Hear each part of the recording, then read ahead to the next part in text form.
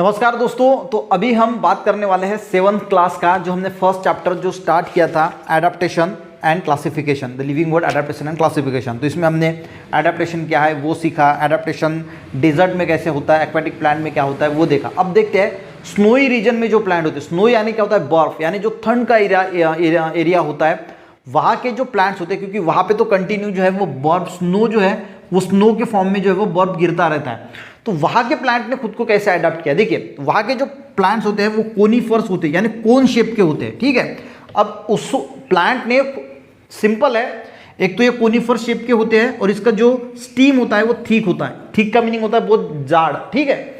अब ये क्यों होता है, क्योंकि इसको जो है वो इस ठंड में अपने आप को सर्वाइव करना है, इसीलिए इसका स्टीम कैसे होगा, ठीक होगा, और प्लांट का शेप कैसे होगा, ऐसे कोनिकल शेप का होगा। अब कोनिकल शेप का क्यों होता है, क्योंकि जब इसमें स्नो गिरेगी, अब मान के चलो कि ऐसा इसका शेप होता पत्ते का, स्नो गिरती तो ये पत्ता तो वैसे ही, यानी प्लांट तो खराब हो जाता, इतने इसके ऊपर अगर स्नो जमा हो जाती तो दिक्कतें होती।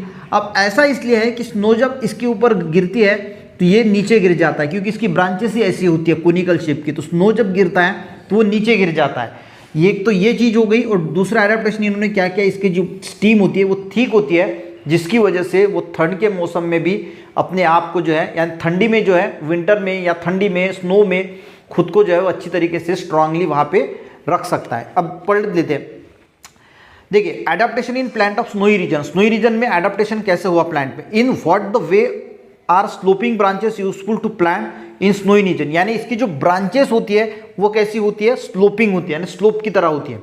Plants of snowy region mainly include the conifers like deodar and pine. तो कोनीफर प्लांट में आता है, कोनीफर यानी ऐसे प्लांट जिन कोन शेप के होते हैं, उसमें देवदार, पाइन आता है।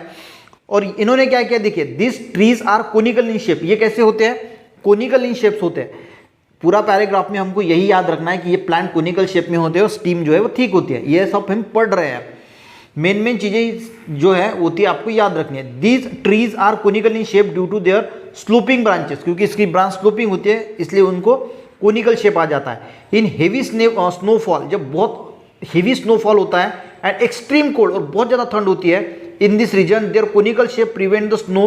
और इस कोनिकल शेप की वजह से जो है वो स्नो जो है from accumulating on the tree, यानी एक्यूमुलेट हो नहीं पाता और उसकी वजह से प्लांट जो है वो बच जाता है।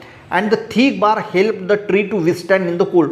और इसकी बार कैसी होती है, थिक होती है, और इसकी वजह से वो जो है वो कोल्ड में रह सकता है, विथस्टैंड हो सकता है। तो सिंपल दो ही चीज़ें स्नोई एडाप्टेशन क्या होता है कि इन्होंने अपना शेप जो है वो कोनिकल फ्लास्क जैसे बना लिया, यानी कोन जैसे बना लिया, और बार्क जो है वो ठीक है। तो इतना ही आपको इसमें देखना है। नेक्स्ट लेक्चर में हम देखेंगे adaptation of plant in forest region, यानी जंगलों के प्लांट जो है वो किस प्रकार होते हैं वो देखने की कोशिश करेंगे, और साथ में ग्रासलैंड के भी देख लेंगे, यानी अगले लेक्चर में ये दोनों जो है वो कंप्लीट कर डालेंगे। मिलते हैं नेक्स्ट वीडियो में, तब तक के लिए जय हिंद।